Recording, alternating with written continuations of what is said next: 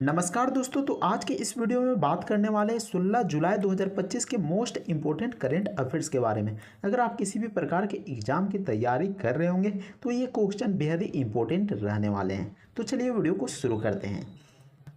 तो देख सकते हैं पहला क्वेश्चन में पूछा गया कि हाल ही में गज मित्र योजना किस राज्य सरकार द्वारा शुरू किया गया है। तो आपको बताना है कि कौन सा राज्य के द्वारा गज मित्र योजना शुरुआत किया गया है। तो इसका जवाब हो जाएगा असम राज्य के द्वारा किया गया है, असम सरकार के द्वारा किया गया है। तो देख सकते हैं यहाँ पर असम का सीएम है, तो सीएम का क्या नाम है आपको हमें कमेंट करके ज़रूर बताना है कि असम राज्य का सीएम का क्या नाम है। तो देखते हैं कि गज मित्र योजना जो कि असम सरकार के द्वारा 11 जुलाई 2025 को लॉन्च किया गया था और इसका उद्देश्य क्या है। तो इसका उद्देश्य है कि मानव हाथी संघर्ष को नियंत्रित करना, क्योंकि आपको बता दूं कि बढ़ती आबादी के कारण जो हाथी होता है वो जंगलों से बाहर निकल जाता है और मनुष्यों को नुकसान पहुंचाता है, उनके घर को तोड़ देता है, साथ ही साथ मनुष्यों को भी मार डालता है। तो ऐसे में यहाँ पर इस योजना को बनाया गया है। और आपको बता दूं कि वन्य जीव संस्थान यानी कि WII की रिपोर्ट के अनुसार 2000 से लेकर 2023 के बीच लगभग 1400 से अधिक लोग मारे गए हैं, हाथियों के द्वारा मारे गए हैं। और इसके अलावा मनुष्य के द्वारा लगभग 1200 से भी अधिक हाथियां मारे गए हैं। तो ऐसे में हाथियों को भी खतरा है और मनुष्यों को भी खतरा है। तो ऐसी परिस्थितियों को देखते हुए असम सरकार ने इस योजना को लॉन्च किया है। यह योजना स्थानीय लोगों को जागरूक करेगा और साथ ही साथ उचित उपायों के जरिए हाथियों और इंसानों के बीच होने वाले टकरावों को कम करेगा। तो ऐसे में इंसान को भी खतरा नहीं रहेगा और हाथियों को भी खतरा नहीं रहेगा।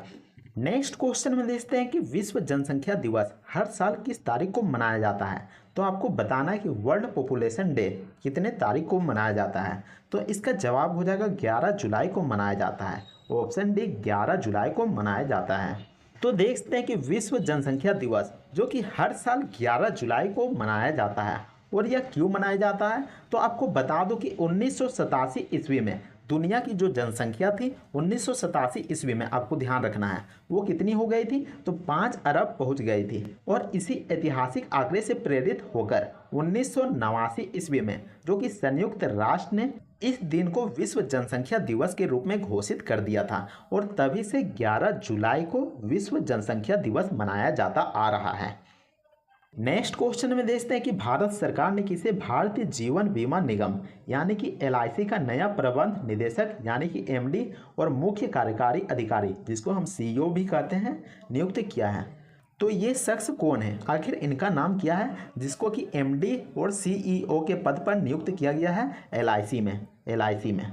तो इसका जवाब क्या हो जाएगा, तो इसका जवाब हो जाएगा option number C R Doraiswamy को, ऑप्शन C।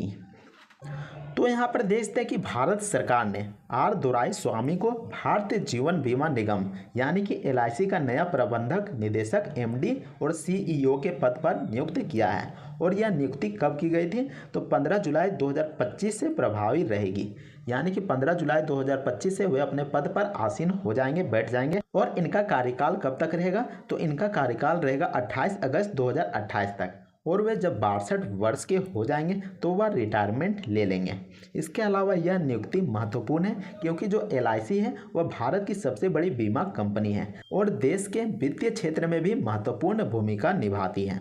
और इसके अलावा आपको बता दूं कि LIC कब पारित हुआ था, LIC यानी कि जीवन बीमा निगम अधिनियम कब पारित हुआ था, तो 19 जून 1956 को पारित हुआ। और आपको बता दूं कि भारतीय जीवन बीमा निगम की स्थापना कब हुई, यानी कि LIC की स्थापना कब हुई, तो इसकी स्थापना हुई 1 सितंबर 1956 ईस्वी में। और इसका मुख्यालय कहाँ पर स्थित है, तो इसका मुख्यालय मुंबई में स्थित है। तो आपको ध्यान में रखना है।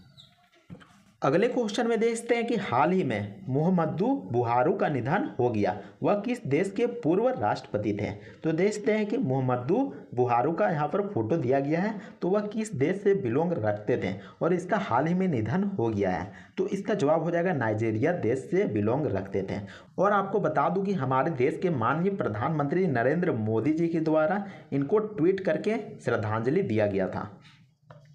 तो यहाँ पर देश थे कि मोहम्मद बुहारू जो कि नाइजीरिया के पूर्व राष्ट्रपति थे और इसके अलावा एक समय के सैन्य शासक भी थे और उनका निधन 13 जुलाई 2025 को हो गया और उनका उम्र कितना था तो 82 वर्ष के वे हो गए थे। इसके अलावा वे लंबे समय से स्वास्थ्य समस्याओं से भी जूझ रहे थे और उनका निधन लंदन के एक अस्पताल में हो गया जब वे लंदन के अस्पताल में भर्ती थे। अगले क्वेश्चन में देखते हैं कि भारत का पहला AI प्लस कैंपस कहाँ पर स्थापित होगा। तो देखते हैं कि भारत का यहाँ पर पहला AI कैंपस जो कि स्थापित होने वाला है। तो AI प्लस कैंपस किस राज्य में स्थापित होगा आपको बताना है। तो इसका जवाब हो जाएगा आंध्र प्रदेश राज्य में स्थापित होगा। ऑप्शन बी बिल्कुल सही जवाब हो जाएगा आंध्र प्रदेश।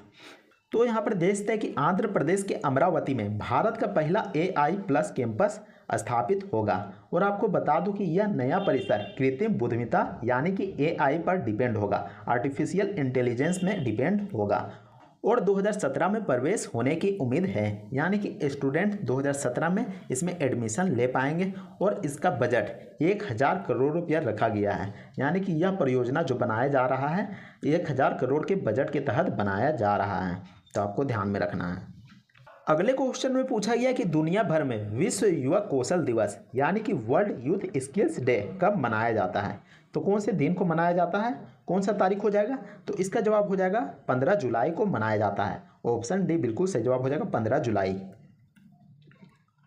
तो यहाँ पर देखते हैं कि हर साल 15 जुलाई को दुनिया भर में विश्व कौशल दिवस मनाया जाता है और इस दिन का उद्देश्य क्या है। तो इसका उद्देश्य युवाओं को रोजगार प्रदान करना और साथ ही साथ उद्यमिता और व्यक्तिगत विकास के लिए आवश्यक कौशलों को भी प्रदान करना ताकि लोगों को अधिक से अधिक रोजगार मिल सकें। नेक्स्ट क्वेश्चन में देखते हैं कि कर्नाटक बैंक ने किसे अंतरिम प्रबंध निदेशक और मुख्य कार्यकारी अधिकारी यानी कि MD और CEO नियुक्त किया है। तो किसको नियुक्त किया है। तो इसका जवाब हो जाएगा राघवेंद्र श्रीनिवास भट्ट को नियुक्त किया है। Option B. तो यहाँ पर देखते हैं कि कर्नाटक बैंक ने राघवेंद्र श्रीनिवास भट्ट को अंतरिम प्रबंध निदेशक और CEO के पद पर नियुक्त किया है और आपको बता दूं कि 16 जुलाई 2025 से यह प्रभावी रहेंगे, यानी कि अपने पद पर बैठ जाएंगे और आपको बता दूं कि 3 माह तक यह अस्थायी रूप से CEO के पद पर नियुक्त रहेंगे। तो यहाँ पर देखते हैं इनका तस्वीर दिया गया है, तो यही भाई साहेब है राघवेंद्र श्रीनिवास भट्ट जी।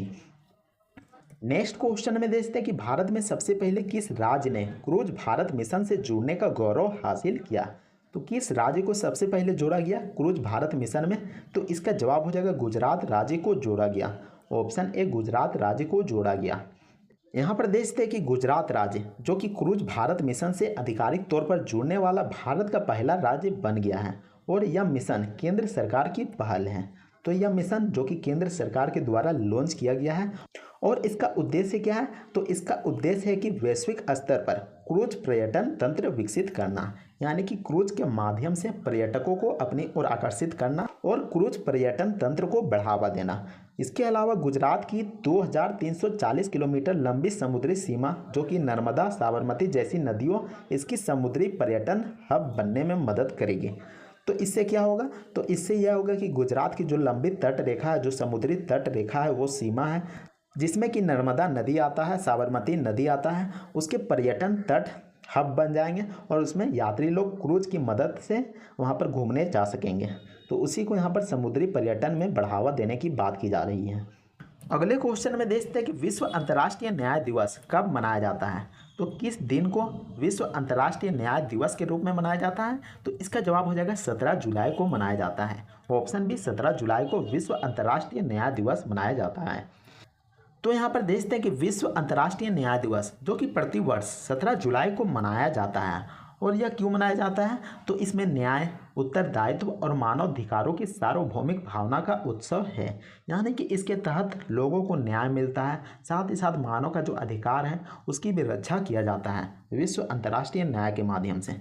और इसका उद्देश्य यहाँ पर देखते हैं अंतर्राष्ट्रीय अपराधों के विरुद्ध वैश्विक स्तर पर न्याय सुनिश्चित करना, यानी कि मान लीजिए कि 2 देशों के बीच यहाँ पर लड़ाई हो जाती है तो अंतर्राष्ट्रीय हो गया, तो ऐसे में उनको यहाँ पर न्याय दिलाना। इसके अलावा युद्ध पीड़ितों, विस्थापितों और अत्याचार सहने वालों को भी न्याय दिलाता है। और जैसा कि मैंने बताया कि मानव के अधिकारों की भी रक्षा करता है, विभिन्न संस्थानों की भूमिका को सुदृढ़ भी बनाता है और दोषियों को जवाबदेही तय करे, यानी कि अगर कोई दोषी पाया जाता है तो उसको आरोपित तय कर दिया जाता है और विश्व में शांति और स्थिरता भी कायम किया जाता है। तो विश्व अंतर्राष्ट्रीय न्याय के अंतर्गत ये सभी चीज़ों को ध्यान में रखा जाता है। तो उम्मीद करते हैं कि आपको यह वीडियो पसंद आया होगा। अगर वीडियो पसंद आता है तो वीडियो को लाइक कीजिएगा और चैनल को भी जरूर सब्सक्राइब कर लीजिएगा। इसके अलावा अगर आप हमारे वेबसाइट राहुल फ्यूचर क्लासेस में विजिट करना चाहते हैं तो लिंक डिस्क्रिप्शन में दिया हुआ होगा, वहां से आप करंट अफेयर्स के प्रैक्टिस सेट लगा सकते हैं। तो मिलते हैं नेक्स्ट वीडियो में, तब तक के लिए जय हिंद, वंदे मातरम।